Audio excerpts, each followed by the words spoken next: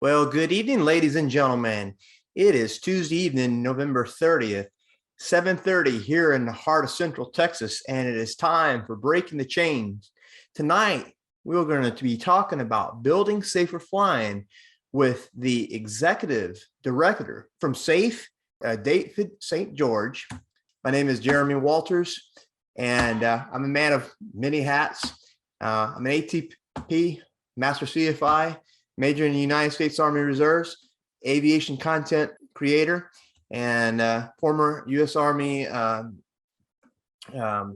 Lombo 864 helicopter pilot, float plane instructor. I've taught all kinds of airplanes, helicopters, fly various types of aircraft, and I'm supported by my beloved family. David is a master flight instructor. He's a pilot, and he's a flight instructor at heart. He's, as I mentioned, the executive director of Society of Aviation and Flight Educators. He's been in aviation for a long, long time. Just like me, he's got the true love and passion for helping pilots learn to be better at what they do. Really and truthfully become better at what they do, and strive to be better professionals. And tonight, ladies and gentlemen, it is my distinct honor to welcome our guest presenter, the executive director, David St. George. David, welcome to Breaking the Chain. Hey, Jeremy, thank you very much. I can tell you've been running around all day chasing those 5 kids. Yes, sir. Well, thank you so much for having me on. Yeah, breaking the chain is a critical part of safety, and we're going to talk about a lot of different ways to look at this problem of safety, because obviously with a name like SAFE, that's our goal too. So my name is David St. George. I'm going to try to launch the slides here. And Jeremy's going to tell me when we see them. There, it looks like they're up. You got them, David. Sounds good, Major. Anyway, and I want you guys to interact tonight, so you can practice, you can get started. The person who can tell me what plane that is that I'm standing in front of is going to get, a couple of attaboys at least. I don't think we have any prizes, but that's a pretty special plane. We're going to talk about building safer flying with excellence, and that's going to be sort of the theme throughout. SAFE, Society of Aviation and Flight Educators, our major mission is flight instructors. And the reason for that is the flight instructor is at the center of all safety, all training. I'm a DPE, and when I meet with a applicant, I'm going to see them for about 2 or 3 hours. That's it. And all I say as a DPE is yes or no. The CFI is going to spend 60, 70, 80 hours making that pilot, creating that pilot, taking them from where they don't even know what a propeller or an aileron is to somebody who's going to pass a flight test and take their family flying. So that's going to be another theme for tonight, is that the flight instructor is the major influencer in aviation. And I think the focus on DPEs is all wrong. We're going to talk about master instructors and what that is and why people who are instructors should be one. But I think that the key thing is when you say excellence, you have to understand as we move along here that what the FAA requires is just minimums. So if there's SAFE members on board, I really want to thank you guys. We did a survey, or actually the AOPA did a survey for FAA wings, and SAFE came out on top of this. And I can't even believe when this came back, it blew me away. We're a not-for-profit. We're run entirely by volunteers, and to come out number 1 was just a gas. So thank you so much for supporting us, and thank you guys all for showing up here tonight. So this is a model I show in a lot of safety seminars when I present. And the people who come to safety seminars like you tonight are usually people who aren't really the thrill seekers and the crazy people, but they are the people who get into the news. These are the people that your friends think are flying planes when you ask them to go flying. They immediately kind of recoil because they remember the last time they looked at the front of the newspaper and there was a small plane. So obviously safety has a lot of different purposes, but we can't keep doing that and be good aviation citizens. So this was a film that came across, and I think now, Jeremy, I guess we really don't need the audio on this. So if the audio doesn't play, no big deal. But this is a skydiving plane. It's a twin engine plane. And when this came across the wire, I said, this has got to be a one-off. And then after I spread it around a little, people said, no, that happens quite a lot. Just watch this and tell me if you think this is safe.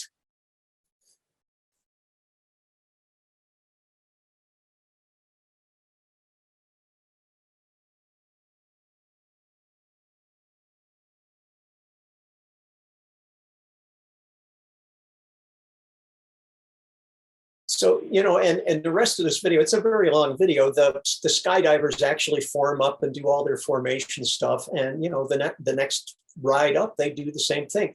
Of course, losing control isn't the objective, but the point is in flying, there's a lot of crazy stuff that happens. And most things don't end up in an accident. This is Heinrich's law of industrial safety, and it pertains to any high risk environment. And let me see if I get rid of that. That's perfect, because my screen was obscured there. In other words, you see the bottom part, unreported occurrences, then you see incidents, and then you see accidents. When I ran a flying club, and I ran a school for 20 years, and so that was my little laboratory for safety and accident prevention. Most of the things that happen, people play with. There's this Murphy's Law, the worst thing will happen at the worst time, but I don't believe that. I think most of the time we get incredibly lucky and we get away with doing stupid things. And what happens when that occurs is that it reinforces stupid behavior because we didn't have pain. Pain is what teaches us something. If we suffered, we would learn from it. If the outcome is good, we tend to reinforce it and create that behavior. And this is called optimizing or normalizing. And we, as a species, judge activities by what the results are. Everyone says, let's see how it turns out.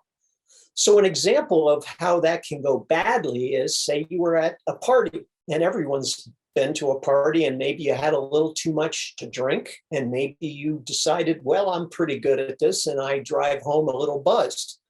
And you get home successfully. Does that mean that that was a good decision? In other words, the outcome was fine. The decision was made and the outcome was fine. That behavior gets reinforced. And we've all seen people who fall into that trap.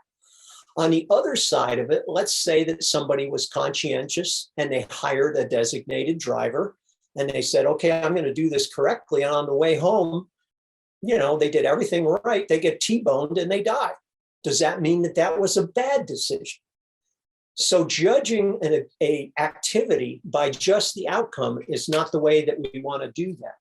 But there's a lot of that going on, and it's sort of built into our psychology as a human species. We're optimizers. So that's something we really want to watch out for. But anyway, to go just through the thrill seeking, this is a crazy, I said these people end up in newspapers. This was a student pilot in a Mooney at night in the mountains, in the weather, and he was also taking friends flying, apparently. And it didn't end well, obviously, but it made the front page. And, this is what pilots look like to the public. But when I look at this, I say, okay, where was the CFI? Excuse me, who endorsed this guy? Who signed his book and, was sort of partly responsible, I got to say. But this is a case of having too much fun. And having run a flight school, I can tell you, we just got rid of these people. So I want you all to take a look at this. And if you are a CFI, you're going to know exactly what I'm talking about. But Bill Rhodes was a flight instructor. I don't know if he was a flight instructor, but he was a faculty member at the Air Force Academy, Dr. Bill Rhodes. And he did a study that was supported, I think, by Avemco, among other insurance companies, studying why people have accidents and what are the warning signs. And when I saw him talk, I was just blown away, because his usual spiel, he comes into the room, and this is valuable for you people listening. How many people have lost a friend in aviation? That's what he usually starts out his talk with, and hands go up. And then his next statement is, how many people were surprised? Because his point is, oftentimes we know who the safe pilots are, and we know who the people who are problems. And a lot of that has to do with personality. A lot of it has to do with attitude. And if you are a CFI, you know that these people who have an attitude or personality problem are very difficult to fix. We can teach skills, we can teach knowledge, but boy, it's very hard to teach judgment. So this slide share is on a website that's associated with this talk. So if you went to this bit.ly link, safe-wings, you'll find this linked in there. And after this show, I will put the slides up there as a PDF too. If you want to use them, you're welcome to use them. This guy was an example of that for me. When I was running a flight school, this was in the news. I was down at the mall with a simulator, one of those desktop simulators, you know, and a couple of these young guys came along and they were having so much fun. They jerked it off the table and it was on the floor. I mean, this is not an example that we want to teach our student pilots of how to, you know, comport yourself as a pilot. Obviously impulsive, egotistical. These are the kind of attitudes that tend to get us in trouble as pilots. So personality plays a big part. And when we analyze safety and we say, how can we be safer? A lot of people tell me that it's a matter of building skill, or more knowledge or more skill. And I can tell you, having, you know, how many 16,000 hours of dual given and watch this little circus go on. More skill and more knowledge is not always the solution. The key thing is managing risk and knowing what your limitations are. Now, when I ran a school, and this was a lot of years ago, I'm an old guy. And this is me and one of having too much fun, but there was no risk management in the standards. There was only skill and knowledge. That's what a practical test standard tests, skill and knowledge. And this is when I became an examiner way back when. And a lot of people have heard the name Ron Bragg. He's kind of famous in the FAA. That's the actual gentleman giving me my DPE certification way back when. And I thought that when I became a DPE, I could make changes. I thought that I would have some power to affect safety as a DPE. And to a certain degree, you do. And the point I want to make tonight is that in a lot of ways, you don't, because you do not make the rules. You just apply the standard. And that became very apparent when this guy showed up at the door. And so if you can't see it, this is a FAA knowledge test, and it's an initial advanced ground instructor, and he got a 70% on it. And he shows up at the door, and my job as a DPE is very clear. I have to issue him a temporary. That is my job, and there's no way out of it unless he's, you know, can't speak English, or I can't proof him for identity. In other words, the FAA grants certificates based on a mandatory 70% or better. And that is, this guy walks out the door. He's an advanced ground instructor. He's teaching at the college the next day. And he doesn't know, obviously, you know, he demonstrated he doesn't know 1/3 of the knowledge that he should know. There's nothing that's going to bring him to 100%. Now, this isn't a bad thing. This is just understanding how the game is played, understanding the rules of engagement. The FAA specifies the minimum standard. So if we understand that fully and we say, okay, so if we teach to the test as an instructor, we're asking somebody to get a 70%. If we, as an applicant or pilot going for a test, try to achieve a 7, a passing grade, we're going for mediocre. And I can tell you as a DPE, and sharing this with others that are DPEs, the hardest people are those who just barely make the standard, but they do get certificated, they become pilots, and they're people flying in the airspace with you.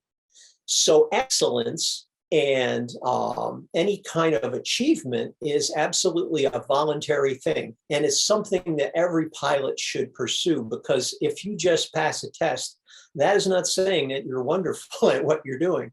And it kind of illustrates that old joke about if somebody is at the bottom of their class in medical school, what do you call them? Well, you still call him doctor. You just probably hope that he's not operating on your eye tomorrow. Anyway, this is another example of and I'm not saying this is wrong. I just want you to understand how the standard is written and applied. There's no requirement in any of the practical test standards or ACS for somebody to demonstrate a crosswind landing. It's not an element that's required. I wish it were. If I were king, I would do like night landings and require 10 to be, logged before the test. But in fact, 50% of accidents happen in the takeoff and landing phase of flight. And this is only about 5% of piloting time. But there's no standard that requires it. And any DPE will tell you that we never do see it. So it is incumbent upon the CFI, if they are conscientious, to make sure that their pilots that they're sending for flight tests really can do a crosswind landing, at least half of the demonstrated crosswind of the plane. Because that's nothing we're going to see, it's nothing that we're going to test, and it's probably nothing that they're going to improve on later.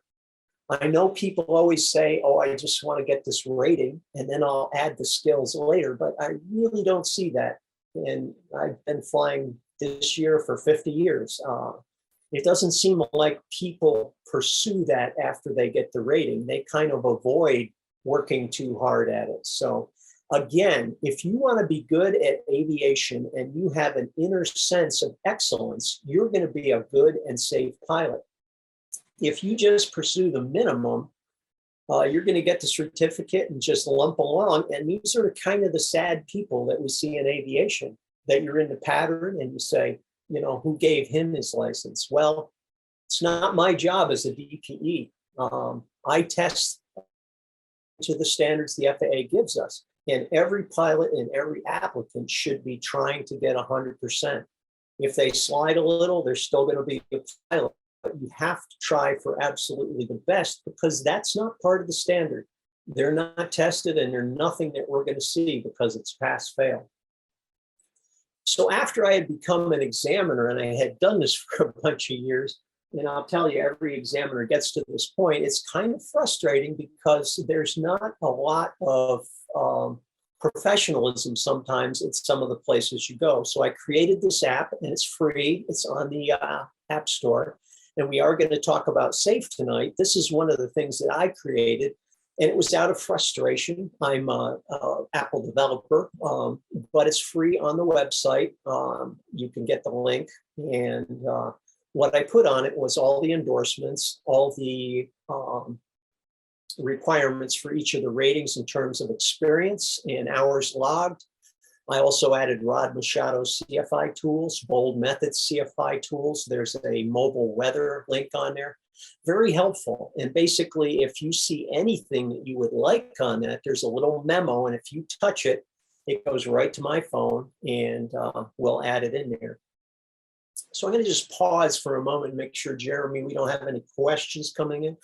If you have questions, or I'm speaking too quickly, or you want to challenge me on some of these astounding things I'm revealing, certainly feel free to write something in the chat, and Jeremy will make sure I pay attention. David, anyway, I'm starting Yes. to see a little bit of activity in the chat. Okay, what do we got?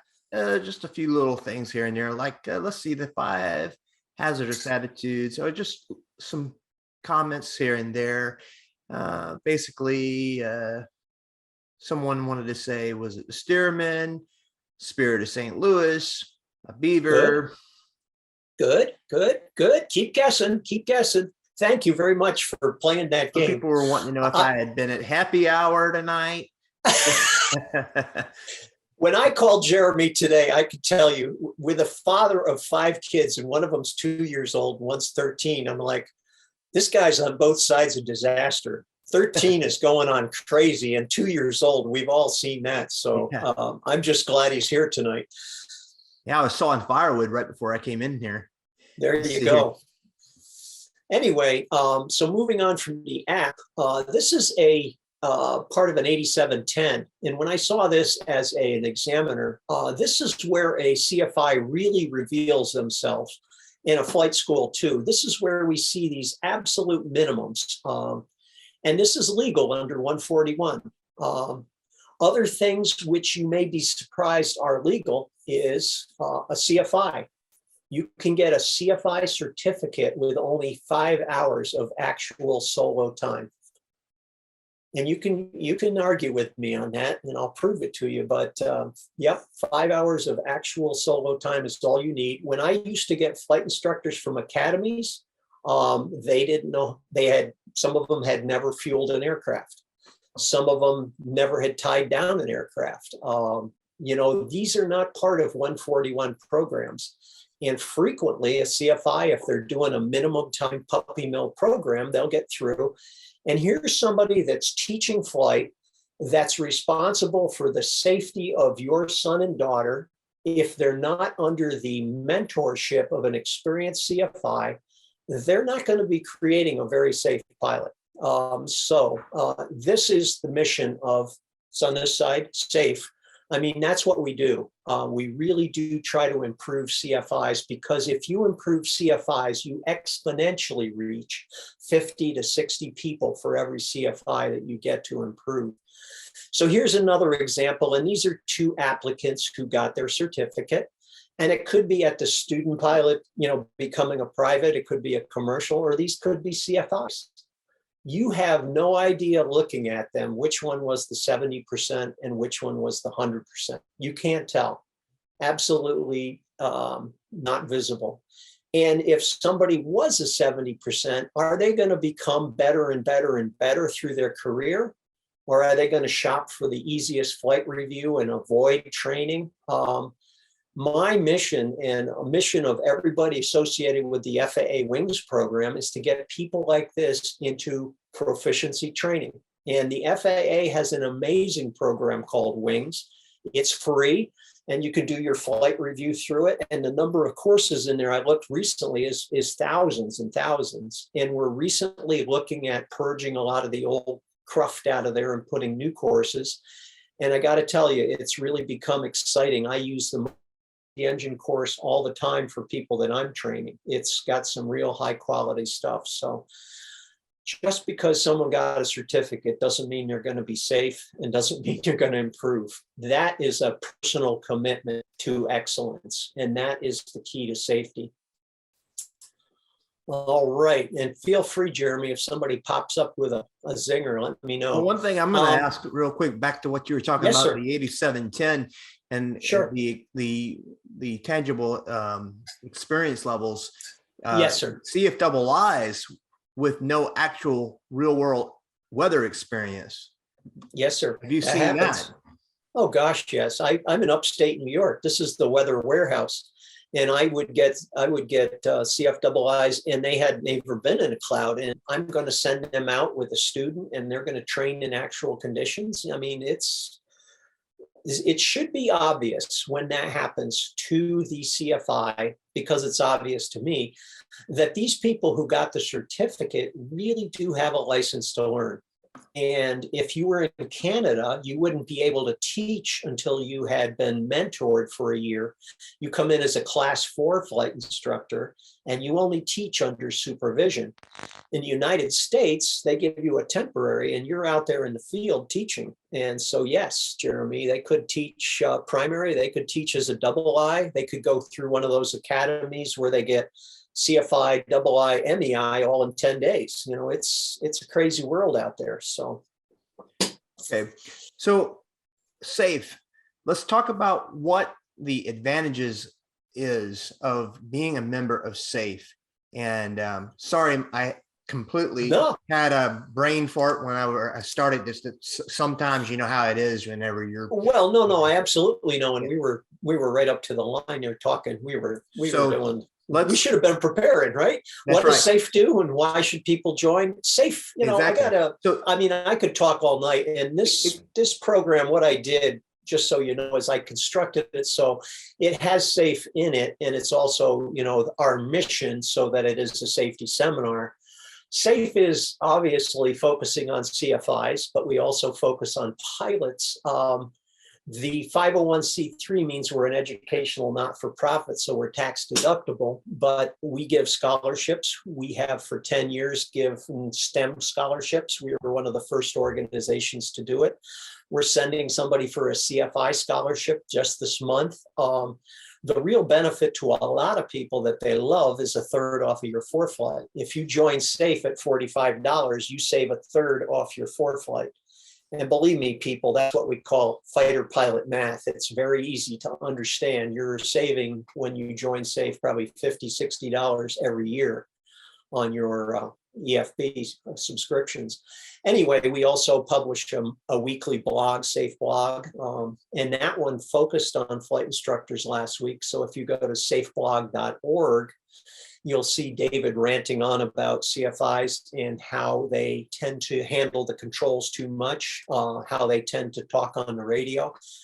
And I'll digress a little since Jeremy gave me that intro to it. But in terms of that, if you think about what happens with one of these young CFIs, they spend all their time becoming really good at being a precise pilot, being right on the beam, being, in control of the plane.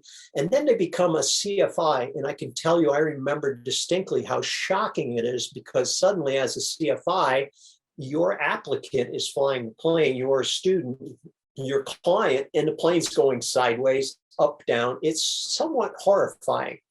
And so what young CFIs tend to do is say, oh, don't do that, and bring it back. And they tend to micromanage the situation. So the blog I wrote this weekend was a lot about how you shouldn't handle the controls, how you really do have to let them fix the errors.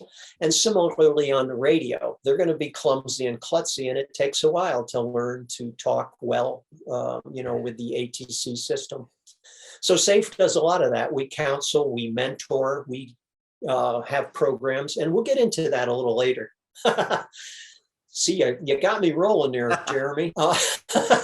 Anyway, so if we take this one guy off the table, this instant gratification, how do we get rid of that? How do we get risk? What SAFE did, and this is a very proud moment, was we actually went and testified in front of the NTSB. We went to the FAA and we said, we basically have a serious problem with flight training. This is a very stern Rich Stoll. He's one of our members. He's called the Spin Doctor. He's basically written about 6 books on various parts of aerodynamics. I think he has 33,000 spins. He's the one that codified the PARE acronym, but I'll just play a short clip. Help me out here, Jeremy. If we want to save, were you hearing any audio when we played that last video? No, sir. I did not. Okay, let me. I haven't had a whole lot of success with playing audio over Zoom in the past. Okay, so I'm going to hit share sound. So here we go. So maybe it'll try work. it. We'll see what happens here. So you're seeing it now. I We'll go see to the it. next one. And this should be a live video if it clicks on. Our first panelist will be working. Rich Stoll. Mr. Stoll. Thank you. The status quo in aviation education is unacceptable. Those of us who provide spin and upset recovery training see the results of our training system on a daily basis. We constantly deal with the same recurring questions and concerns, the same fears and frustrations. Member Wayner has referred to loss of control as a stubbornly recurrent safety challenge. Recurrent indeed. So basically, you go in front of the FAA and you say this whole system is broken. So what SAFE did was we held a symposium in 2011. And all the people from all the alphabets, as we call them, were there, all the AOPA. And thank you to Susan Parson, all of the people at the head of AFS 800, 600, all attended. And we actually had 2 days of very useful dialogue. And we were all surprised when this guy showed up. We were all in a conference, and suddenly these guys with kind of bulky jackets showed up, and they're talking into their sleeve, and Randy Babbitt showed up. So I'll play you a little short clip from this.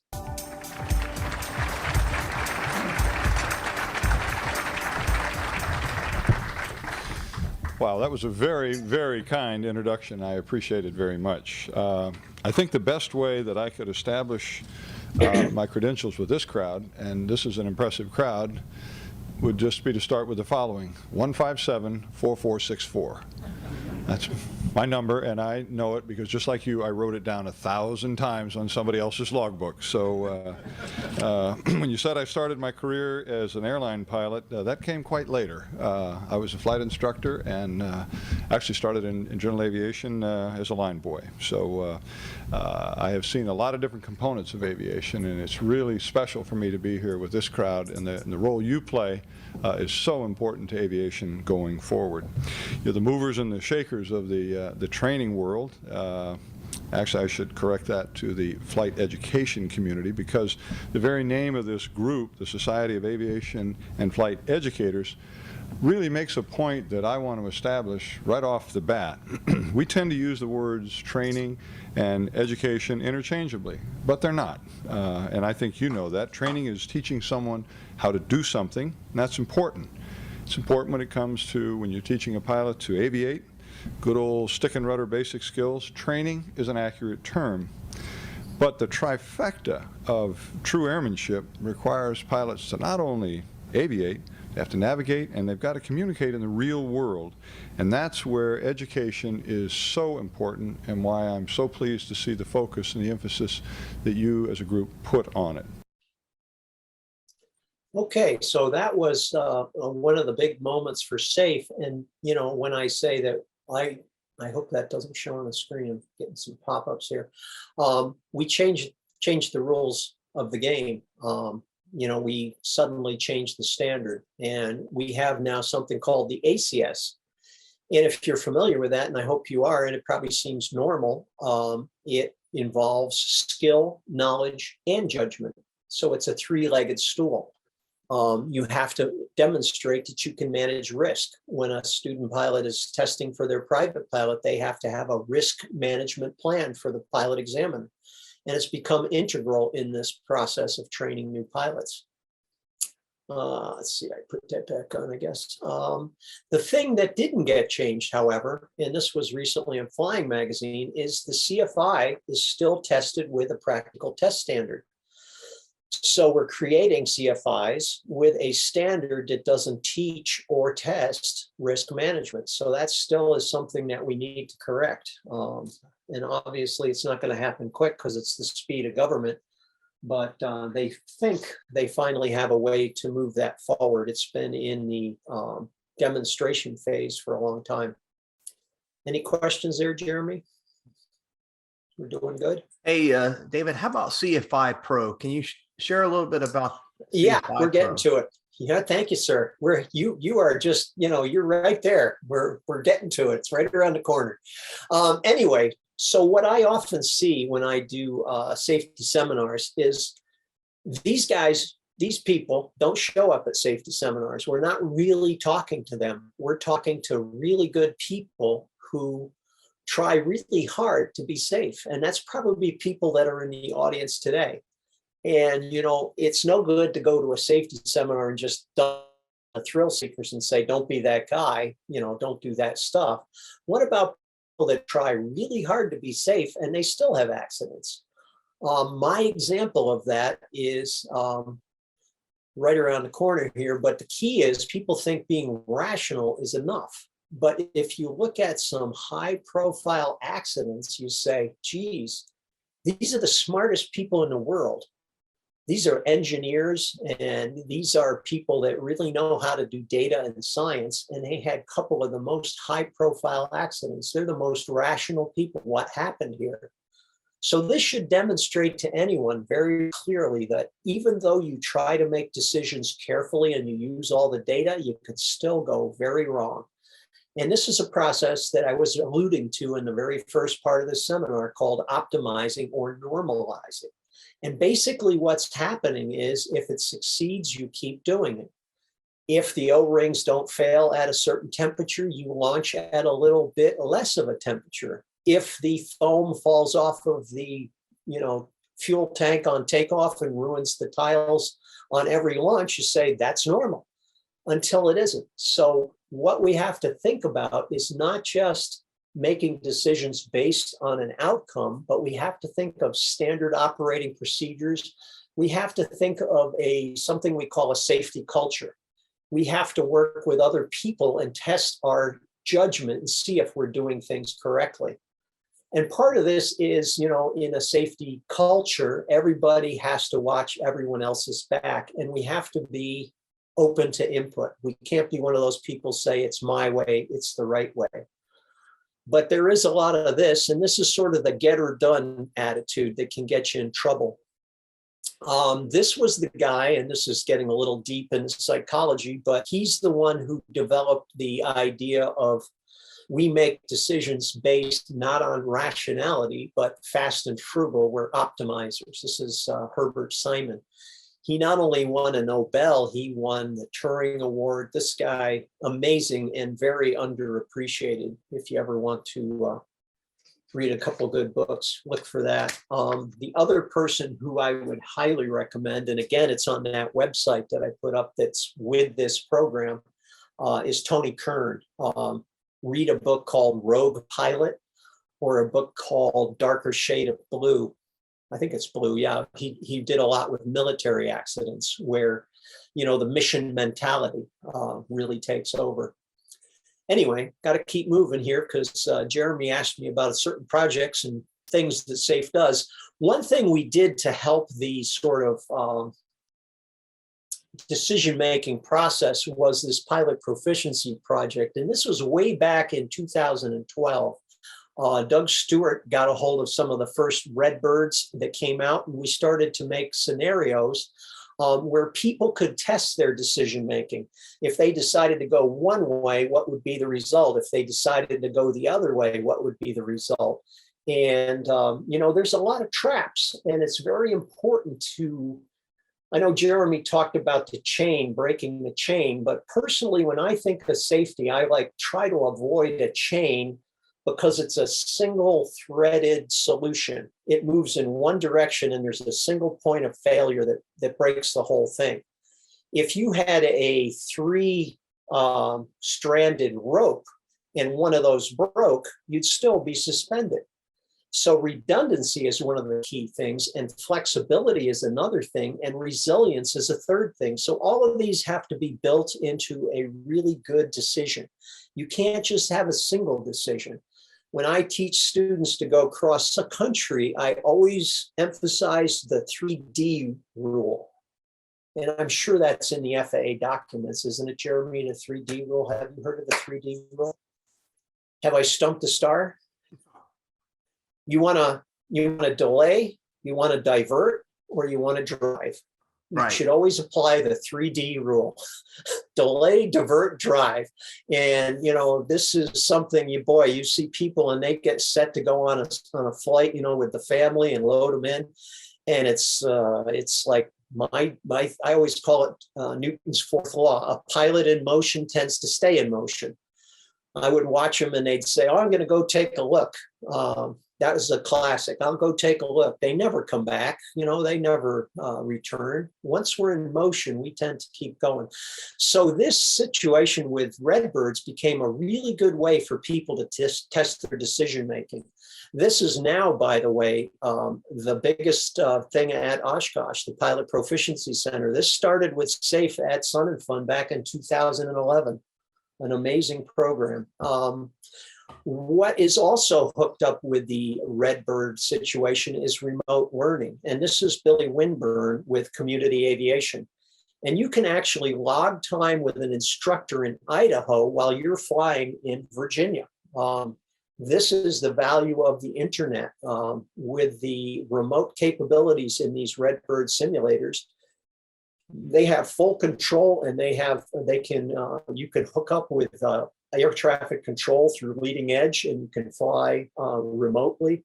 Doug Stewart did a remote instrument flight test for a demonstration using a Redbird simulator. So really think about what's happened in terms of that. So we get to the CFI part. And this is an AOPA picture I stole freely. They haven't yet assailed me for breaking licensing laws, but I like it because, boy, I tell you, when people don't keep learning, they become their own biggest fan. And, you know, we've all met this person, right, that's in the right seat. I don't think this lesson is about the student, right? So instructors, as I said, are the key influencers in aviation. They're the reason that things go really right, and they're also the reason that things go really wrong if we don't have a good one. And that is SAFE's mission. Can we fix flight instruction? Jamie Beckett, who writes for GA News, and if you're a SAFE member, you also get GA News for free. But he, you know, kind of shocked everyone when he wrote this. Not all flight instruction is good. Not all flight instructors are sharing beneficial information. I wrote that in one of my blogs that says, my instructor told me. And I'll tell you, any DPE will admit, boy, that's the first sign of danger, is when the reference is not a document or a handbook, it's the flight instructor by themselves. So if you are interested in this, and again, this is in the associated website, Flight Training Experience, they did a huge study, and what they discovered was instruction is the reason that people drop out of flight training. It's not because it's expensive, it's because people don't perceive a value. They would willingly pay money, but they want to get a value for the money paid. So weak instruction is the reason people leave, but good instruction is also the reason that they stay. I know Rod Machado was on this program, and Rod is a very big advocate of, you know, improving the CFI's capabilities. But the real center of that is the Master Instructor Program. And that was created by Joanne and Sandy Hill back in the 90s. They created a program that said, okay, you become a CFI, you become a double I, maybe you even have a gold seal. And if you want to continue to learn, just like every other professional, you have to keep learning. You have to build continuing education units. And they created a program called Master Instructor. And you can find that here, mastersinstructors.org. This is part of SAFE, and it looks like this. And it isn't about pinning something on your chest that says, I'm special. It's really about challenging yourself every day as you go out there to really do your best. And if a CFI is doing that and modeling it, that's what's going to bring up the quality of the students, because they're not only going to learn better, they're going to model in behavior what they see in their influencer. Again, the CFI is the primary influencer of everyone that's coming in and doing their training. I've seen the most ridiculous things. You know, if the CFI kicks the tire, I see every student that flies with that CFI kick the tire. I mean, it's amazing how much influence people have, and they don't realize it. And that's not just good influence. If they have bad habits, those are passed along as well. So it's an amazing responsibility to be a flight instructor. And I think that people should take it a little bit more seriously. And I've known some amazing, excellent flight instructors who moved on into careers, and every one of them tells me that the most formative time in their aviation career were those first hours of instructing. And Jeremy and I were talking before the program, and I said, if I could change one thing, it's to make young CFIs really pay attention to that first 1,500 hours. So and again, that's the associated website right there, bit.ly safe-wings, all caps. But anyway, so what we did was we created this CFI Pro program. And the intention of CFI Pro was to meet with or engage these young CFIs who had just got their temporary certificate. They think they know what they're doing, but they really need more. And we mentor a one-on-one with CFIs, but this was an idea. We're going to have a program. We're going to set this up and we're going to meet. So we had a 2-day workshop down in Frederick. And I got to tell you, it was so invigorating and exciting, but we didn't get the beginners. And part of the problem was we had to charge for it to break even. And we've got the most professional CFIs in the whole country. We had like 6 DPEs in the room, master instructors, head chief instructors from all over the country. It was a great time, but it was not the target audience that we were looking for. Whoops, sorry about that. Is that showing up on the screen there? Probably not. Okay, but these are the people. I mean, Doug Stewart, Hobie Tomlinson, this gentleman right here on the left, I don't know if the mouse shows there, but 1,000 Atlantic crossings in 747s. I mean, this is kind of the best of the best. So what we did with CFI Pro was, instead of offering it as a 2-day program, what we do now is we go to flight schools, and this is down in Miami, and we do in-house training for flight schools. And I got to tell you, I was so impressed doing this, because the young instructors, who you would think would be somewhat resistant to the training, were very welcoming of the advice and the ideas that we were presenting. So really impressed with new young instructors. But I have to emphasize that to be effective, every one of these new people going out into the field, with very few exceptions, should have some kind of mentoring or some kind of guidance. I can tell you personally, when I went out, I had a crusty old guy that, he made me into an instructor, and it didn't happen when I got my temporary. It took years to make that happen. But so the FAAsafety.gov is the wing site, and I would absolutely encourage everybody to get involved in that. I know the website is kind of slow and kind of unworkable sometimes. We're working on that. We had a team together, and among the other things, so we talked about pilot proficiency, we talked about developing the ACS, we talked about CFI Pro, Master Instructor. We're also working to get this website improved, and we had Salesforce actually write a new version of the FAAsafety.gov. Unfortunately, we didn't get accepted by the FAA, so it's going to limp along for a little while longer, but changes in the works, and it should be soon. Any questions? I'll just keep asking that, you guys. And if Jeremy, if you see anything, just I'll go ahead over to and me. just ask this question for the better of the group. This is from Lenny. It says, do you know if a person who carries a airplane single engine land with a basic med can act as a safety pilot for an IFR training student? Okay, and who's this person who asked the question? You have Lenny. Lenny. Okay, yeah. For you, Lenny, I got great news. That is in the works right now. And if you get our Safe e-news, if you don't, go to safepilots.org, and you can sign up to receive that every month. It's a magazine. And in there this month, I was just editing it today. There's a proposal to change that so people that are basic med can act as safety pilots. Currently, that's not the case, but it's hopefully going to be changed soon. That's part of a package. The bad side of that is if you fly a balloon, they're proposing that you also have to carry a medical. So that's all part of the same package that's going to what they call NPRM, Notice of Proposed Rulemaking. Anything else on there, Jeremy? Not in the Q&A side, just more about the de Havilland Beaver. How many were in here tonight? I've seen between 90 and 100 because we've had people popping in. I'll be able to get the official tally of folks. David, you want to go until, how long do you want to go for tonight? Just a few more minutes here and we'll close it up. Sounds good. I don't want to, I know I see people like dropping off, right? These are all resources though, and I'd say, maybe for a pilot's a little challenging. This resource for pilots is probably one of the best though. And at the CFI level also, focusedflightreview.org.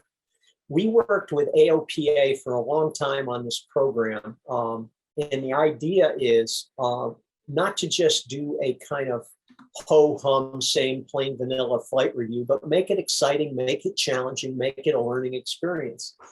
And we put it into a whole bunch of different areas. And so you can go into focused flight review and you could do positive aircraft control, you can do instrument proficiency.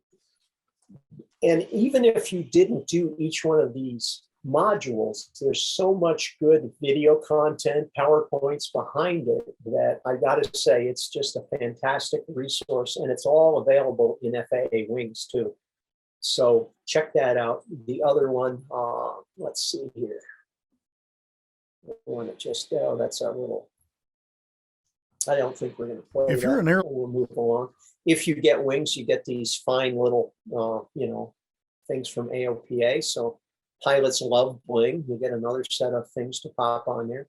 So just a quick review. Don't be this guy. That's the thrill seeker. We'll cross him out. And we don't want to even be the smartest people in the world who do it wrong. We want to join Wings and to remember that if you're always learning, you're going to be safe. Let's see what else I got there. There's the bling. These are the programs. That's the ACS that we developed, Pilot Proficiency Center, the Master Instructor, and I think I got CFI Pro. Yeah, there we go. These are all resources primarily for the flight instructor. But I can tell you, they're valuable for anyone. If you haven't read the Talent Code, it's an amazing book as far as how to learn any skill. Basically, Daniel Coyle said, why are the most talented tennis players in the world all coming from one crappy little academy, outside Moscow? Why do all the best string players come from one academy in upstate New York in Saratoga Springs? And basically, there's a way of teaching that really turbocharges learning. And it's science. It's something called myelin that's developed in the brain, and it comes from operating out of your comfort zone just at the level of struggle. Not so much that you're flailing, but just at the level of struggle. So the Talent Code is an excellent book if you're an educator at any level. This book on the left, How People Learn, is free online. The National Education Association put it out. And it's so much better than what we got as CFIs, these little thin books on psychology, and it's about 20 pages. There's much more to that equation. Again, these will be linked on this page, and that's it. So there you go. And that's about 5 minutes more for questions. And David, how about Yes, sir. learn to turn? And Rich Stoll delivered that at the CFI Pro. Anyway, this is boy, now I've forgotten what the name of that plane is. I just got a chance to fly it, and Lindbergh had actually flown it when it came out of the factory as a test pilot. And his name was in the logbook, the original logbook, when it came out of the factory in 1930. But I'll try to think of it, that brain dead thing when you're talking too much. Anyway, the question was, I'm sorry. Sorry, it was learn to turn. Learn to turn. Okay, well, as flight instructors, we don't do a lot with aerodynamics. And what Rich Stoll started doing was going out and just asking simple questions. And I would encourage every flight instructor to ask a simple question, like say we take a plane and it's in a level, constant altitude, unaccelerated, it's just turning. You're not adding power, reducing power. Is lift equal on the wings? And if that plane is turning, what is the active control? What is controlling that turn? And if you think about it, the ailerons are not working. The 30-degree bank turn, you can give it 2 rolls of trim and fold your arms and it'll keep turning until it runs out of gas. It's stable. Lift is perfectly equal on those wings. The rudder's not active. The ailerons aren't active. It's the elevator that's turning the plane. So there's a lot of misconceptions about how a plane turns and what we're actually doing with the plane. And Rich Stoll kind of unpacks that whole thing in a very easy to understand method. And it's critical to understanding what's going to happen with the plane, because as the pilot examiner, I can ask for a turning stall. And I'd say 60 to 70% of the applicants I ask, have they ever stalled a plane in a turn? They say no. And it's right in the ACS. It says, and I said, we start talking about what will happen when a plane is turning and it stalls. And every one of them, I would say, is going to say, it's going to spin. Well, I'll tell you this, if you haven't done this, get yourself a good CFI and try it. And if the plane is turning and lift's equal, it just falls away from the lift vector, very simply. So that is what Learn to Turn is a lot about. And it's a free course. It's available on that website I showed you, aviation.com. And it's got all the videos associated, absolutely free to you. So check it out. I'm Yeah, sorry. go ahead. I thought you No, were no. finishing that thought, and I didn't mean to cut you off. Blah, blah, blah. Flight instructors, buddy, we could talk forever, right? Wait and see. And sometimes we get tongue tied. Nah. So I didn't mean to. So were you finished with that thought? Because I didn't want to cut you off. Yes, sir. Yes, sir. All Okay. right. If, So- if it was worth it, it went away anyway. So, You know, it's the Society of Aviation and Flight Educators. So it's obviously aviation education, and we protect our profession and our passion through education. What does SAFE do, kind of like AOPA, EAA, in the way of advocacy, like protecting government advocacy or well, looking at- yeah, and that's a good question. And you saw what we do. We basically go and testify for the NTSB. We send people like Donna Wilk goes to the ACS committee and works on the standard. I don't know if you remember when the commercial pilot standard had just a incipient stall. You recover at the first indication of a stall. Remember that? Yes. And then we had, it was SAFE's initiative to get a full stall restored into that standard. Because what we were seeing was flight instructors were scared of stalls. And why were they scared of stalls? Well, in the original PTS, no full stalls, first indication. In the commercial, first indication. They hadn't done any stalls. People are flying more and more in the center of the envelope, and they don't get into those edges. And that's why we have these loss of control accidents. So what we do is we say, okay, there's a problem here. People aren't seeing this. So we change the standards to make that happen. We send Doug Stewart to the GAJSC, the Joint Aircraft, whatever it is, committees that make those little bulletins and they send them out, the SAFOs. In other words, we have people in all of the major committees for the FAA. Plus, I'm on the phone just about every day with the head of AFS 800, AFS 600.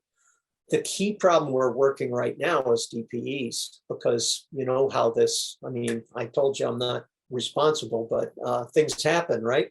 So we need more good DPEs. We need to have more security for DPEs. So once they're in their job, they can feel secure and invest in a career as a DPE.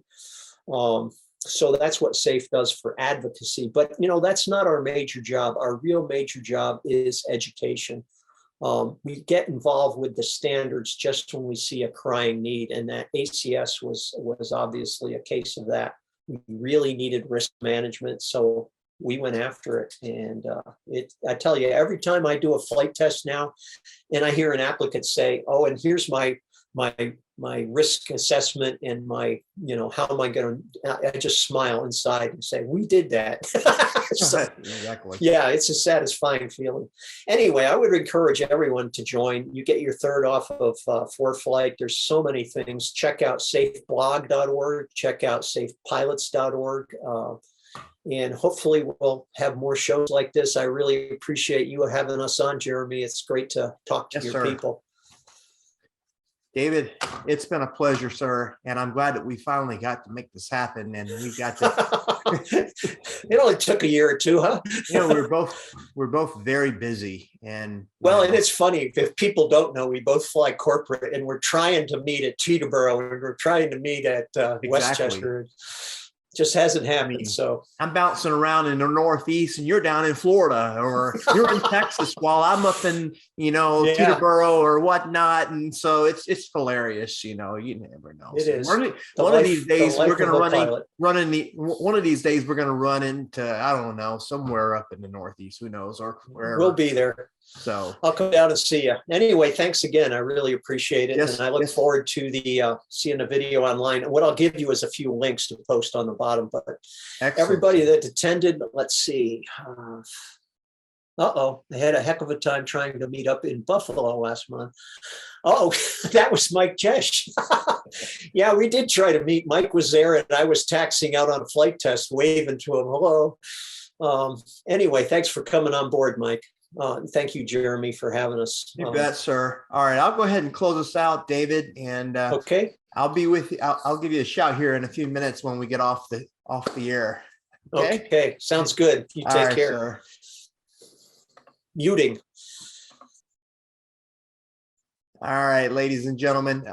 Once again, I want to thank everybody who joined us tonight. Go ahead and send me your comments at flyallamericans@gmail.com. Go ahead and follow us at the All American Aviation YouTube channel. I've got All American Aviation on Facebook and Instagram. And come back and join us on December 14th at 7:30 p.m. Central, as I welcome Travis Tidla from Great Britain. He actually took a Skyhawk and flew around the world this past summer, and I had the great privilege of running into him and having dinner with him in Fort Worth while I was going through training for my type rating. And he's going to come and join us and share some experiences that he had and some decision making he had to make when he was doing his around the world tour. And he's also going to share some of his experiences on how it is to fly in Europe versus the United States. So I'm really looking forward to that. And that'll be the final break in the chain of 2021. So this quote from this gentleman, who happens to be the final 5-star general of the U.S. Army, General of the Army Omar Bradley, is really applicable to what we do here. Basically, I learned that good judgment comes from experience, and that experience grows out of mistakes. Should be a lesson learned for all of us to take home and to the bank. General of the Army, Omar Bradley. And General Bradley is one who I greatly respect, because my grandfather, Tillman Walters, served under General Bradley in World War II in Germany. So, ladies and gentlemen, thank you for attending tonight. Fly safe, keep learning, and never give up on a dream. Good night.